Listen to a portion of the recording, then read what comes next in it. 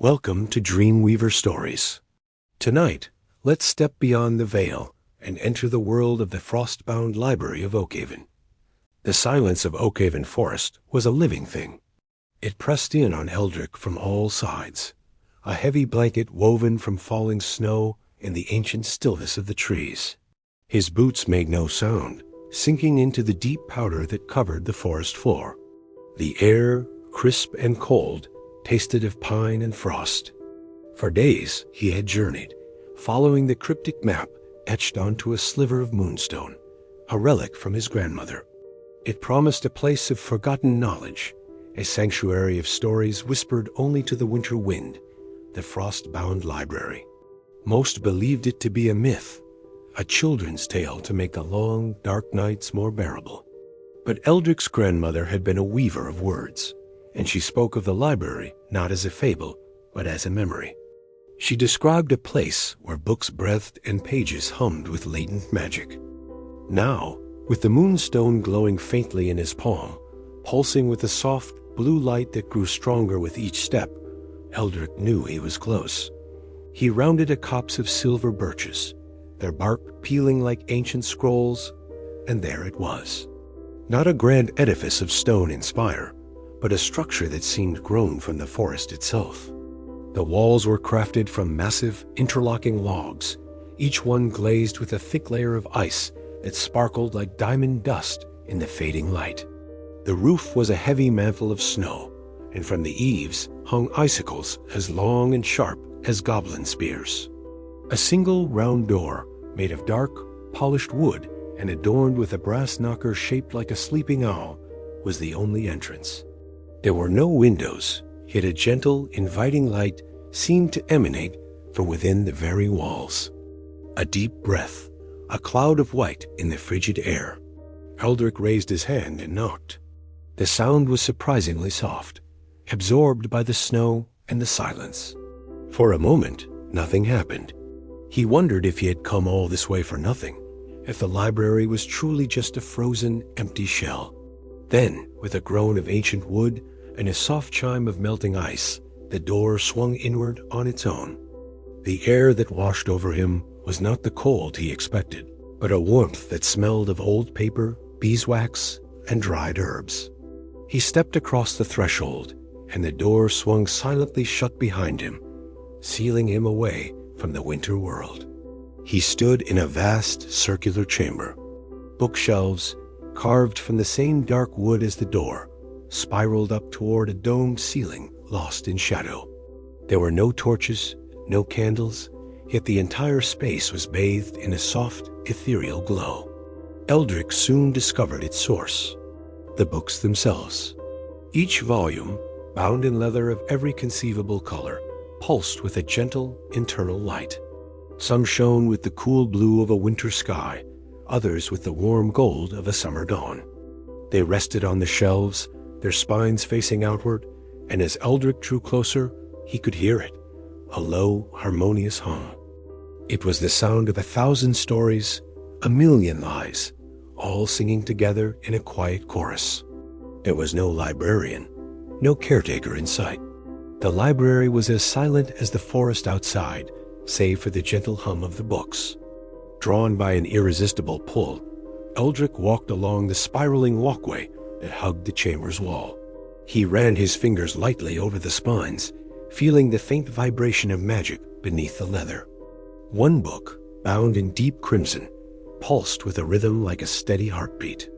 Another, the color of seafoam, felt cool to the touch and smelled faintly of salt. His gaze fell upon a small, unassuming volume tucked between two massive tomes. It was bound in simple gray leather, and its light was a soft, silvery white, like moonlight on snow. It seemed to call to him, its hum a little clearer, a little more personal than the others. He reached out and gently slid it from the shelf. The moment his fingers closed around it, the hum ceased. The book fell silent in his hands, as if holding its breath. He opened the cover. The pages were blank, not yellowed with age, but pristine, untouched vellum. Disappointment pricked at him. Had he come all this way for an empty book? He ran his thumb over the first page, his mind filled with the image of his long journey, the biting wind, the endless white, the quiet determination that had pushed him forward. As his thoughts took shape, a tracery of silver ink began to bloom across the page, flowing from his fingertip. Words appeared, not in his own handwriting, but in an elegant, looping script. It was his story, the story of his quest to find this very library. He turned the page, and this time, he thought of his grandmother.